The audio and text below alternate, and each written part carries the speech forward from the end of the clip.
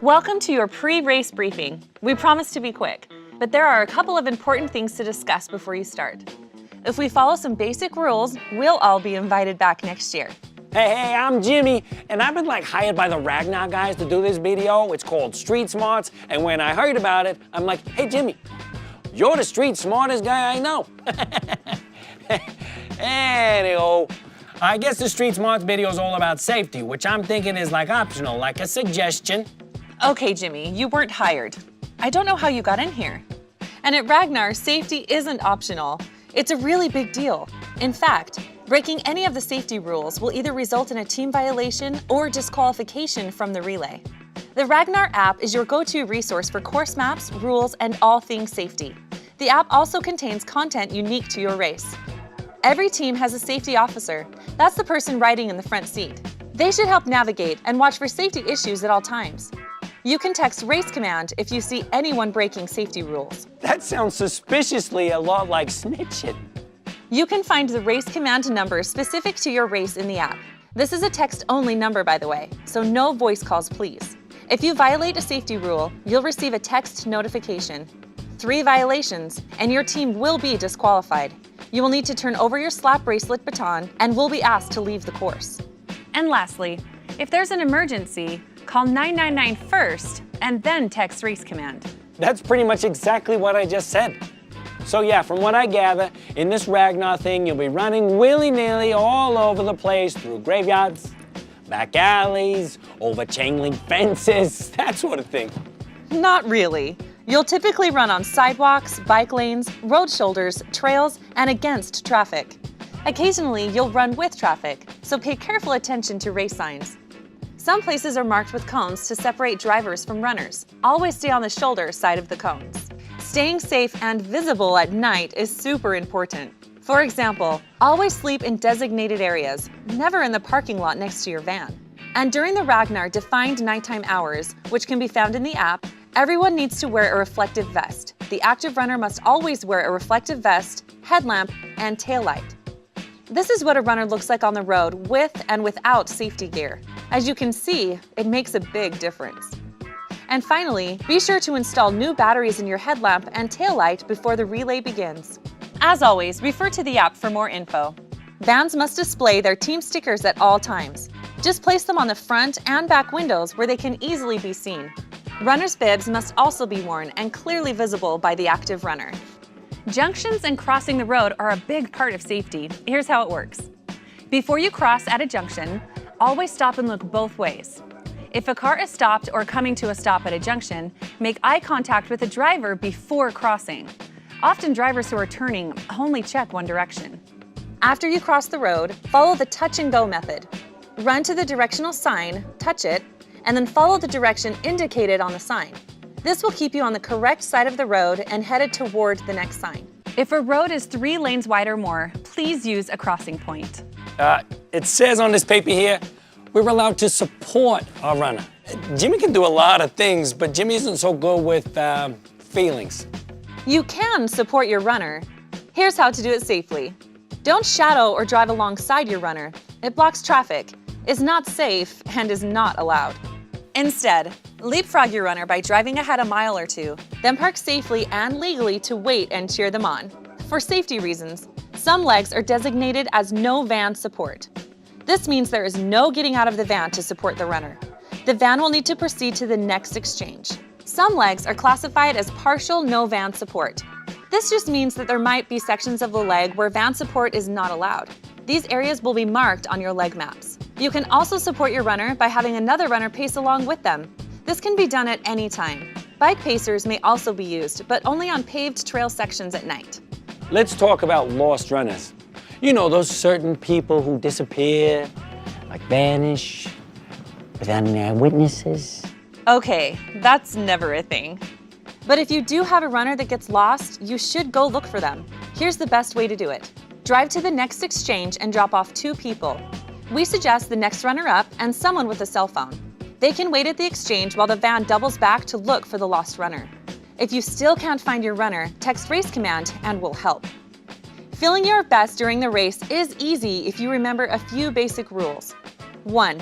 Drink plenty of water. This is really important. Dehydration can end your relay, but it's easy to solve. Sports drinks are also a good way to replace those electrolytes. Jimmy installed electrolytes in the club. The ladies enjoy them very much. What? 2, no alcohol is allowed on the course at any time. It's not safe and will get you automatically disqualified. I'll be completely honest. Jimmy likes the juice. A little bit. Like a 40-ounce bit. 3, don't forget the sunscreen. It's easy to underestimate sun exposure. Use a high SPF and reapply often. You probably should have started with that. If you start to feel ill during your run, stay on the course so you can be found by your team.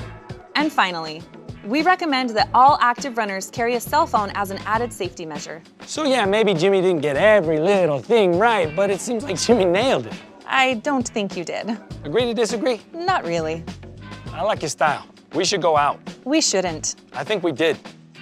So those are the rules of safety. They're here to protect everyone. And remember, breaking the rules will result in team violations or even disqualification. And if you have questions, refer to the Ragnar app. Everything is there. Now let's talk about community courtesy. Oh man, Ragnar, can you handle it? We are gonna run until we puke. We will not stop. Woo! Whoa, yeah. Ragnar came to my town last weekend, and I'm glad they're here to have a good time, but seriously, I think for a minute they forgot that people, like myself, actually live here. Ragnar relies on the support of communities, so we want the race to be awesome for the runners and for the locals.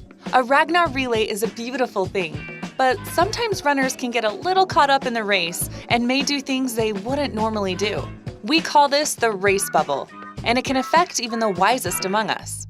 In this video, we're going to cover some basic tips that will help us maintain a good relationship with the community. Let's show some love for the locals. About my second leg, it's been tough. But I got my team behind me. They're the wind beneath my wings. Yeah. Oh, and we're gonna go all night long. Oh, baby. Yep, we've got a baby. And those Ragnar folks, they kept her up all night. Here are a few friendly reminders about respect during the race. Be quiet in quiet zones.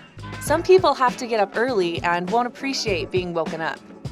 Keep it clean, folks. There are going to be kids around, so vulgar team names and band decorations are not okay. Be nice to volunteers. They're here to make your race awesome and safe. Listen to volunteers. If they ask you to do something, do it.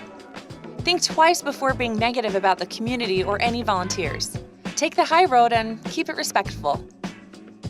Oh, you know how it is. You've been running for a while, and when you gotta go, you gotta go. Oh, you are not gonna believe what happened to me this weekend.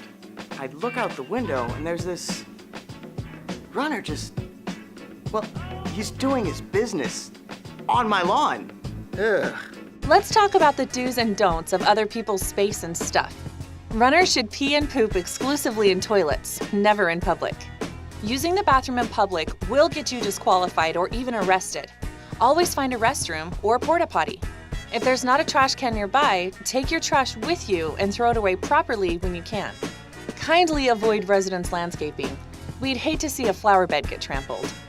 Stay off of other people's property. Don't hop fences, and please note that breaking and entering is illegal. Trash is bad for porta potties, so put trash in trash cans, not in porta potties. Some rules are made for braking. These are not those. Use common sense and common courtesy. Be a thoughtful runner and a thoughtful driver. Van drivers should not slow down or block traffic to interact with runners.